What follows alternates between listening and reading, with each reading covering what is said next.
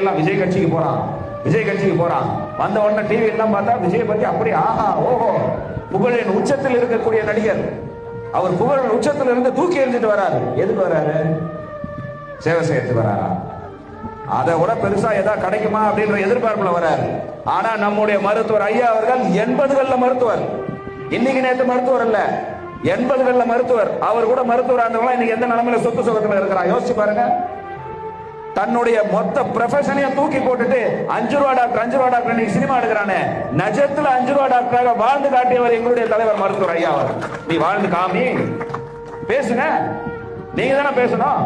புகழின் உச்சத்தில் இருக்கும்போது தூக்கி போட்டு வரிய, புகழ் இல்லாத போதே எங்களுடைய வருமானத்தெல்லாம் தூக்கி போட்டு மருத்துவர் ஊசி போட்டு சம்பாரிச்ச காசுல கிராமமா போய் இந்த மக்களை எல்லாம் ஒருங்கிணைச்சு இந்த மக்கள் படிக்கணும், இந்த மக்கள் அரசு வேலைக்கு போகணும், பொருளாதாரத்துல உயரணும் போராடிய தலைவர் எங்க தலைவர்.